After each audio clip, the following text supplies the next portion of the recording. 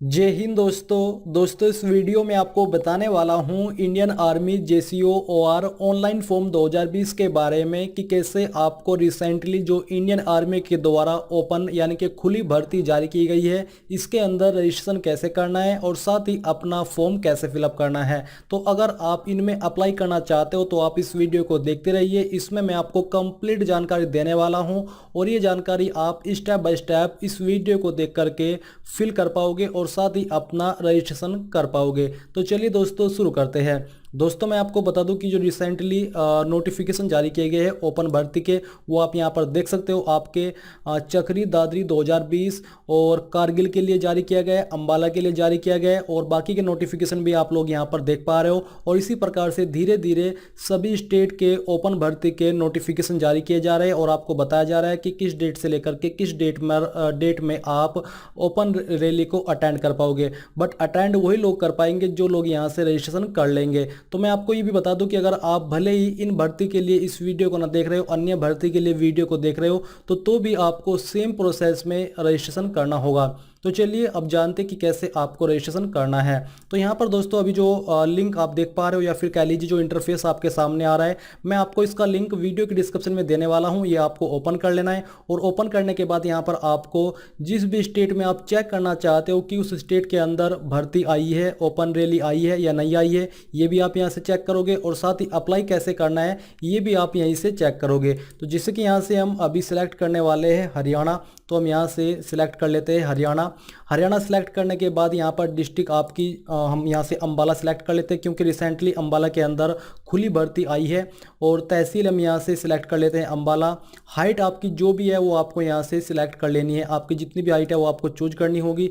Choose करने के बाद यहाँ पर जो भी आपकी डेट ऑफ बर्थ है वो यहाँ से आपको सिलेक्ट कर लेनी है। मैं आपको बता दूँ कि डेट ऑफ बर्थ भी इसमें बहुत ज़रूरी है एलिजिबल पाए जाने के लिए, क्योंकि जो एज लिमिट रखी जाती है इसमें आपकी 17.5 साल से लेकर के 21 साल 22 साल या फिर मैक्सिमम 23 साल होती है। उसके लिए आपको नोटिफिकेशन चेक करना होगा। अब यहाँ से आपको मंथ सेलेक्ट करना है और डे सेलेक्ट कर लेना है। फिर आपको अपनी क्वालिफिकेशन यहाँ पर चूज कर लेनी है, 12वीं है, 8वीं है या फिर अन्य है। तो हम यहाँ से 12वीं सेलेक्ट कर लेते हैं। आपने 12वीं पास कर ली है या फिर अभी आप 12वीं कर रहे हो तो आपको यहाँ पर अपियरिंग और पास्ट के अंदर चूज करना होगा। मैरिटल स्टेटस क्या है वो आपको यहाँ से चूज कर लेना है। ये करने के बाद इसमें आपको नीचे वाले ऑप्शन में नो कर देना है। अब करने के बाद यहाँ पर आपको नीचे सिंपली चेक एलिजिबिलिटी के ऊपर क्लिक कर देना है। इसके ऊपर क्लिक करने के बाद यहाँ पर आप देखोगे कि ये जो पोस्ट नेम है ये यहाँ पर अवेलेबल है, बट इनकी जो एप्लीकेशन है वो अभी ओपन नहीं हुई है, यानी कि इनमें आप अभी आवेदन नहीं कर पाओगे। इसलिए हम यहाँ से क्या करते हैं, अब हम यहाँ से चूज करते हैं अपना जो जम्मू एंड कश्मीर है इसके अंदर भर्ती निकली हुई है। कारगिल के अंदर ओपन रैली भी अनाउंस हो चुकी है तो हमने यहाँ से जम्मू एंड कश्मीर सेलेक्ट किया। अब यहाँ से हम डिस्ट्रिक्ट सेलेक्ट कर लेते हैं कारगिल और ये सिलेक्ट करने के बाद बाकी की जानकारी हम सेम रखते हैं और सेम रखने के बाद फिर से हम चेक एलिजिबिलिटी के ऊपर क्लिक करते हैं। तो इसके ऊपर क्लिक करने के बाद यहाँ पर आता है तहसील, हमने सिलेक्ट नहीं की तो हम तहसील सेलेक्ट कर लेते हैं। फिर यहाँ से हम चेक एलिजिबिलिटी के ऊपर क्लिक करते हैं और इसके ऊपर क्लिक करने के बाद आप देखोगे कि आपके सामने ये आ चुकी है सोल्जर टेक्निकल, इसके अलावा soldier nursing assistant, soldier clerk, यानी कि इनके ऊपर आप अभी अप्लाई कर सकते हो। तो इनके सामने अप्लाई का लिंक है। तो आपको क्या करना है, अगर आप इसमें एलिजिबल हो आवेदन करने के लिए आपको सिंपली अप्लाई के ऊपर क्लिक कर देना है। अब जैसे ही आप अप्लाई के ऊपर क्लिक करते हो तो आपके सामने कुछ इस तरह का इंटरफेस आ जाएगा। यहाँ पर दोस्तों आपको रजिस्ट्रेशन का सेक्शन देखने को मिल पा रहा है। तो चलिए हम यहीं से इसके ऊपर अप्लाई करते हैं और बाद में यहीं पर पहुँचते हैं। तो हमने यहाँ पर इसके ऊपर क्लिक कर दिया और करने के बाद आपको अब रजिस्ट्रेशन के ऊपर क्लिक करना है। इसके ऊपर क्लिक करने के बाद यहाँ पर आपके सामने कुछ इंस्ट्रक्शन दिए जा रहे हैं। ये इंस्ट्रक्शन आप चाहे तो रीड कर सकते हो और करने के बाद आपको कंटिन्यू के ऊपर क्लिक कर देना है। अब ये करने पर आपके सामने आती है पर्सनल डिटेल। तो यहाँ पर दोस्तों दिया जा रहा है आई हैव, यानी कि मेरे पास है आधार नंबर, इनरोलमेंट नंबर यानी और नन, यानी कि इनमें से कोई भी नहीं। तो आप ये भी चूज कर सकते हो अगर आप चूज करना चाहते हो। फिर यहाँ पर दोस्तों दिया जा रहा है आधार इनरोलमेंट नंबर, अगर आप ये देना चाहते हो। फिर यहाँ पर कैंडिडेट नेम मैं यहाँ पर नन सेलेक्ट कर लेता हूँ। ये करने के बाद यहाँ पर दोस्तों आपको नीचे देखने को मिलेगा कैंडिडेट नेम। तो जो भी आपका नाम है वो आपको 10वीं की मार्कशीट के अनुसार यहाँ पर एंटर कर देना है। आपके पिता का क्या नाम है वो आपको यहाँ पर एंटर करना है और ये भी आपको 10वीं की मार्कशीट के अनुसार भर देना है। और ये भरने के बाद नीचे आता है मदर्स नेम। तो जो भी आपकी माता जी का नाम है वो आपको एंटर करना है। फिर यहाँ पर दोस्तों आपकी जो भी डेट ऑफ बर्थ है वो आपको चूज कर लेनी है। तो चलिए यहाँ से हम ये डेट ऑफ बर्थ सेलेक्ट कर लेते हैं। करने के बाद आती है ईमेल आईडी। तो जो भी आपकी ईमेल आईडी है वो यहाँ पर आपको एंटर कर देनी है। तो चलिए हम इस ईमेल आईडी को यहाँ पर एंटर कर देते हैं।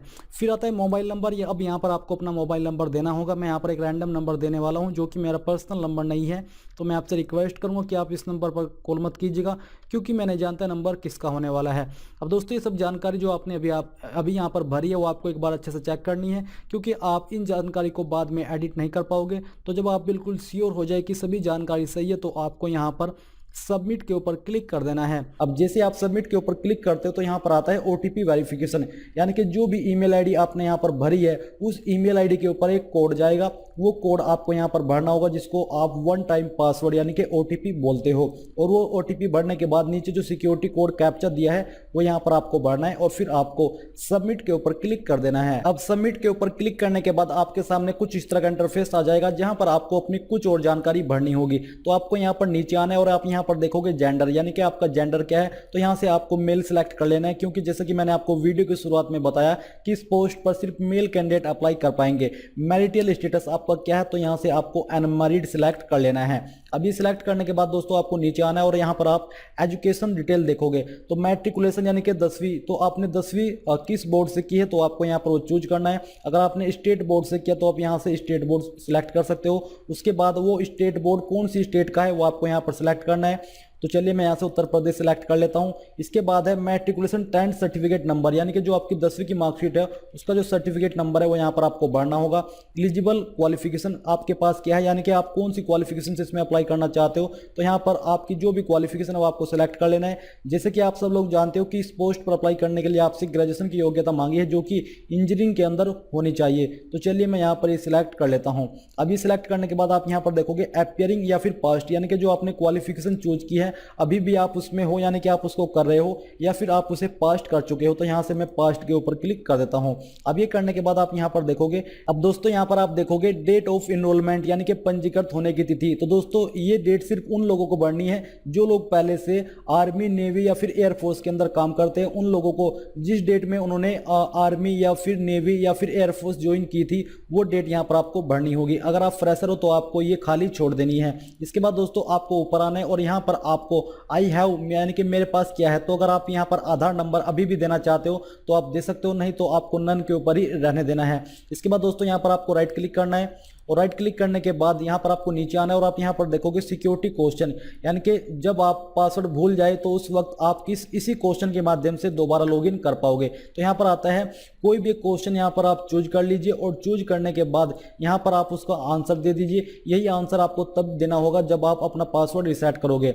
इसके बाद दोस्तों आपको नीचे आना है और यहाँ पर आपको पासवर्ड रिक्वायरमेंट पूरी करनी होगी, यानी कि एक पासवर्ड चूज करना होगा जो कि कम से कम 8 अंकों का होना चाहिए, जिसमें कि स्पेशल वर्ड और कैरेक्टर और स्मॉल डिजिट, साथ ही कैपिटल वर्ड भी होना चाहिए। तो यहाँ पर मैं एक पासवर्ड फिलअप कर देता हूँ। तो आपको भी सेम तरीके से पासवर्ड फिलअप करना है। इसके बाद जो भी पासवर्ड आपने भरा है इस पासवर्ड को आपको दोबारा से फिलअप करके कंफर्म कर देना है। फिर जो नीचे आप सिक्योरिटी कोड देख पा रहे हो, यानी कि कैप्चा कोड देख पा रहे हो, ये यहाँ पर आपको भर देना है। और भरने के बाद दोस्तों आपको जितनी भी जानकारी आपने भरी है वो एक बार अच्छे से चेक करनी होगी और चेक करने के बाद आपको सेव के ऊपर क्लिक कर देना है। अब सेव के ऊपर क्लिक करने के बाद यहाँ पर आ जाएगा you can edit all fields, यहाँ पर आपको ओके करना है। ओके करने के बाद आप यहाँ पर देखोगे जितनी भी जानकारी अभी तक आपने इसके अंदर भरी है वो आप यहाँ पर चेक कर सकते हो। अब दोस्तों आपको अप्लाई कैसे करना है मैं आपको बताता हूँ। यहाँ पर आपको अप्लाई ऑनलाइन के ऊपर क्लिक करना है। अप्लाई ऑनलाइन के ऊपर क्लिक करने के बाद यहाँ पर दोस्तों आपके सामने एलिजिबिलिटी का सेम इंटरफेस आ जाएगा, जहां पर अगर आपकी एलिजिबिलिटी पहले से फिलअप है तो ठीक है, नहीं तो आपको सेम एलिजिबिलिटी यहाँ पर चूज कर लेनी है, जैसे कि state, district, tehsil, date of birth, height, qualification, mail और जो आपका मैरिटल स्टेटस है वो। तो ये सब आपको सिलेक्ट करने के बाद यहाँ पर नीचे चेक एलिजिबिलिटी के ऊपर क्लिक करने के बाद अप्लाई देखने को मिल जाएगा। तो आपको जिस भी पोस्ट पर अप्लाई करना है उसी के सामने आपको अप्लाई के ऊपर क्लिक कर देना है। इसके ऊपर क्लिक करने के बाद यहाँ पर आपके सामने इंस्ट्रक्शन आएंगे, आपको इनको कंटिन्यू करना है। कंटिन्यू करने के बाद अब यहाँ पर आपकी पर्सनल इन्फॉर्मेशन आ जाएगी। जो जानकारी जो आपने अभी रजिस्ट्रेशन करते समय भरी है वो जानकारी यहाँ पर आप अवेलेबल है, और कुछ जानकारी अभी आपको यहाँ पर भरनी होगी। जैसे कि आपका रिलीजन क्या है वो यहाँ से आपको चूज कर लेना है, और फिर आपकी क्लास क्या है वो यहाँ से आपको सिलेक्ट करनी होगी। तो चलिए हम यहाँ से अपनी जो भी आपकी इनमें से जाती है जो भी है वो आपको यहाँ पर सिलेक्ट कर लेनी है। ये करने के बाद यहाँ पर आपको नीचे आना है और आप इस तरफ देखोगे आपका फ़ोटो और सिग्नेचर। तो आपके जो फ़ोटो का साइज़ है वो 5 से 20 KB के बीच होना चाहिए, और सिग्नेचर का साइज़ भी आपका 5 से 10 KB के बीच रहना चाहिए। तो आपको चूज फाइल के ऊपर क्लिक करना है, और जहाँ पर भी आपका इमेज अवेलेबल है वो आपको अपलोड करना होगा। तो चलिए हम यहाँ से एक रैंडम इमेज अपलोड कर देते हैं। यहाँ से हम आते हैं पिक्चर्स में, और पिक्चर्स में आने के बाद जहाँ पर भी आपका बेसिकली इमेज है वो इमेज आपको चूज करना होगा, यानी कि उसको अपलोड करना होगा। तो चलिए हम यहाँ से इसको सिलेक्ट कर लेते हैं। ये करने के बाद आप ओपन कीजिए। ओपन करने के बाद आपका इमेज यहाँ पर आ जाएगा। फिर आपको सेम तरीके से जहाँ पर आपका सिग्नेचर अवेलेबल है वो आपको चूज फाइल पर क्लिक करके अपलोड कर देना है। तो यहाँ से हम एक ऐसा सिग्नेचर सिलेक्ट करते हैं जिसका साइज इसके अंडर हो। तो यहाँ से हमारे पास सिग्नेचर अवेलेबल है, ये हम इसको ओपन कर लेते हैं, और ओपन करने के बाद यहाँ पर आपका सिग्नेचर आ जाएगा। अब दोस्तों आपको सिंपली यहाँ पर नीचे आकर के सेव एंड कंटिन्यू के ऊपर क्लिक कर देना है। अभी यहाँ पर दोस्तों आपके सामने कम्युनिकेशन डिटेल्स यानी कि आपकी एड्रेस की जानकारी आ जाएगी। तो आपको एक तरफ भरना है परमानेंट एड्रेस और दूसरी तरफ भरना है कॉरस्पॉन्डेंस यानी कि परजेंट एड्रेस। तो यहाँ पर आपको अपना मकान नंबर डालना है, अगर है तो डाल दीजिए, नहीं तो खाली छोड़ दीजिए। आपका जो भी एड्रेस है वो यहाँ पर आपको कंप्लीटली फिलअप करना है। आपके विलेज का नाम यहाँ पर डालना है, सिटी टाउन का नाम यहाँ पर डालना है। मैं एक रैंडम इन्फॉर्मेशन भर रहा हूँ, बट आपको अपनी रियल इन्फॉर्मेशन यहाँ पर भरनी होगी। स्टेट आपको यहाँ से चूज करने की कोई भी आवश्यकता नहीं है, क्योंकि आपने ये पहले ही रजिस्ट्रेशन करते समय चूज कर ली थी। अब यहाँ से आपको अपनी डिस्ट्रिक्ट चूज कर लेनी है, जो कि ऑटोमेटिकली फिलअप होगी। तहसील यहाँ पर आपकी फिलअप है। पिन कोड आपको अपनी डिस्ट्रिक्ट का यहाँ पर डाल देना है। पुलिस स्टेशन का नाम डालना होगा, पोस्ट ऑफिस और टेलीग्राम ऑफिस यहाँ पर आपको डाल देना है। ये सब डालने के बाद इस तरफ है सेम एज परमानेंट एड्रेस, यानी कि अगर आपका प्रेजेंट एड्रेस और परमानेंट एड्रेस सेम है तो आपको इसके ऊपर टिक कर देना है, नहीं तो आपको अलग से इन्फॉर्मेशन भर देनी है। तो चलिए मैं यहाँ से इसके ऊपर टिक कर देता हूँ। टिक करने के बाद ये जानकारी ऑटोमेटिकली इस तरफ आ जाएगी, और अब हम यहाँ से सेव एंड कंटिन्यू के ऊपर क्लिक कर देते हैं। इसके ऊपर क्लिक करने के बाद ये जानकारी यहाँ पर आपकी सेव हो जाएगी, और आपके सामने आएगी डिटेल्स का ऑप्शन, जिसमें कि आपको अपनी कैटेगरी चूज करनी है। इसमें फिर आती है आपका स्पोर्ट, अगर आपके पास है तो यस कर दीजिए, नहीं तो नो ही रहने दीजिए। अगर आप एनसीसी कैंडिडेट हो, अगर आपके पास है तो यस कर दीजिए, नहीं तो नो रहने दीजिए। अब यहाँ पर भी आपको नीचे कुछ कैटेगरी देखने को मिल पा रही है। अगर आप इनमें से किसी एक कैटेगरी से भी बिलोंग करते हो आपको उसके ऊपर टिक करना है, नहीं तो आपको नन इसके ऊपर ही क्लिक कर देना है, और आपको सिंपली सेव एंड कंटिन्यू के ऊपर क्लिक करना होगा। अब इसके ऊपर क्लिक करने के बाद आप देखोगे रिकॉर्ड सेव्ड सक्सेसफुली, आपको ओके करना है। अब यहाँ पर आपकी आती है एजुकेशनल डिटेल्स। तो कोर्स यहाँ पर दिया जा रहा है, आपको अपनी जो जानकारी भरनी है वो यहाँ पर हम सबसे पहले भरते हैं 10th की। 10th सिलेक्ट कर लेते हैं। बोर्ड एजुकेशन यूनिवर्सिटी यहाँ से आपको चूज करना होगा, और ये चूज करने के बाद यहाँ से आप देखोगे ईयर ऑफ पासिंग। तो आपका जो भी ईयर ऑफ पासिंग है वो यहाँ से आपको सिलेक्ट कर लेना है। ये सिलेक्ट करने के बाद यहाँ पर आपको रोल नंबर डालना होगा। तो चलिए हम यहाँ पर ये रोल नंबर डाल देते हैं। सर्टिफिकेट नंबर आपका क्या था वो यहाँ से आपको मेंशन कर देना है। ये मेंशन करने के बाद यहाँ पर आपको ऐड के ऊपर क्लिक करना है, और जैसे आप ऐड के ऊपर क्लिक करोगे तो ये जानकारी यहाँ पर आपकी नीचे ऐड हो जाएगी। अब यहाँ पर देख सकते हो सब्जेक्ट, तो आपके पास सब्जेक्ट कौन कौन से थे वो यहाँ पर आपको देखने को मिल पा रहे हैं। आपको एक एक सब्जेक्ट की इन्फॉर्मेशन भरनी, जैसे कि हमने इंग्लिश सेलेक्ट कर लिया है। अब यहाँ से जो मार्क्स ऑब्टेन, यानी कि आपको इंग्लिश के अंदर कितने मार्क्स आए थे वो आपको लिखना है, और कितने में से आए थे वो यहाँ पर आपको एंटर करना है, और परसेंटेज यहाँ पर आपकी ऑटोमेटिकली आ जाएगी। तो यहाँ पर हम ऐड न्यू रो के ऊपर क्लिक करते हैं, और ऐड न्यू रो के ऊपर क्लिक करने के बाद यहाँ पर आप देखोगे कि आपकी परसेंटेज भी आ चुकी है, और आपको दूसरी रो भी मिल चुकी है जिसमें कि आप अन्य सब्जेक्ट चूज कर सकते हो। तो इसी प्रकार से दोस्तों आपको सभी सब्जेक्ट के नंबर भरने और सेम तरीके से आपको जानकारी फिलअप कर देनी है। अब दोस्तों यहाँ पर आप लोग देखोगे कि मैंने यहाँ पर सभी सब्जेक्ट की जानकारी भर दी है, जिसमें कि आपका Hindi, English, math, science, social science, या फिर अगर आपके पास अदर सब्जेक्ट है तो आपको यहाँ पर अदर्स चूज करके उस सब्जेक्ट का नाम दे करके वो जानकारी फिलअप कर देनी है। ये सब भरने के बाद आपको यहाँ पर अगर आप 12वीं की जानकारी भी भरना चाहते हो तो आपको क्या करना है, यहाँ पर कोर्स के ऊपर क्लिक करना है। फिर यहाँ से आपको 12th आर्ट्स या फिर 12th साइंस या फिर 12th कोर्स ये चूज कर लेना है। तो चलिए हम यहाँ से 12th साइंस सेलेक्ट करते हैं, और ये सिलेक्ट करने के बाद यहाँ पर आपको बोर्ड, स्टेट बोर्ड ये चूज करना होगा। तो चलिए हम यहाँ से इसको सिलेक्ट कर लेते हैं। ईयर ऑफ पासिंग आपका क्या था वो यहाँ से आपको सिलेक्ट करना होगा, और ये सिलेक्ट करने के बाद आपका रोल नंबर आपको यहाँ पर मेंशन करना होगा।